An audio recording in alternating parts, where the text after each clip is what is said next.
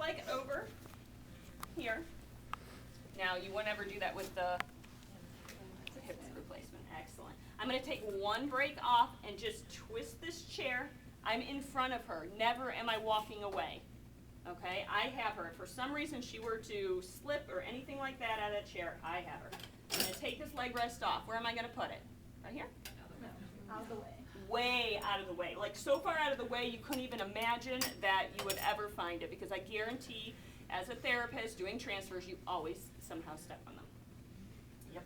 Okay, we're going to turn her back. We have her nice angle and we have her between the head and the foot of the bed. I'm going to put the brake on. No more brakes come off. Okay, that's it. There's not much space between this armrest and the bed. Okay, I mean like maybe an inch, just because that's what the table allows. Okay, so you can go ahead and bring this right leg down and then bring that left one down. I'm going to pop this out of the way and I'm going to put this way out of the way. All right, no way I'm going to step on that. At this point, I'm never leaving the front of the patient. All right, so if it's a standing transfer, they're pretty able-bodied. They're probably not going to slip out of the chair, but I am here just in case. So I'm going to have her feet here. I'm going to say, go ahead and scooch out. Go ahead and put your hands. Good. We're not talking about total hip replacement at this point. We're going to go over that down the road. All right, so what I'm going to have you do is make sure this knee is bent underneath you pretty well. If she can bend that one to where it's even, that's great. If she can't, that's okay too. I'm going to make sure that these caster wheels, we'll turn them to the side. Over and over in your book does it talk about caster wheels to the front. That means that this is all the way here. On your practical, as long as they're not totally backwards, we're okay with it. They're talking about the stability of the chair. So they're saying if they're totally forward, this chair is more stable. It's got a wider base of support there. However, they get in the way for transfers, and realistically they do, and the patient's foot may hit them and your foot may hit them. So we are not going to worry about that as long as you address them in the practical, same looking at the caster wheels and bringing them to the side, something of that sort. Okay? So I'm never leaving the front of her. All right, here we go for the transfer.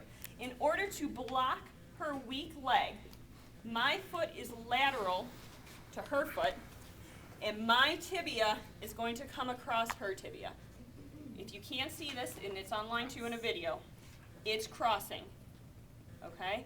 That way when she stands up, all I have to do is give a little bit of forward motion of my tibia and I've got her knee blocked. I know she won't buckle, okay?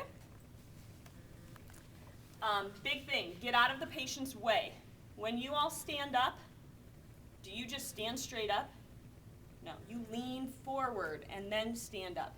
If the therapist is there right in front of the patient feels uncomfortable to lean forward. They don't want to get in your personal space.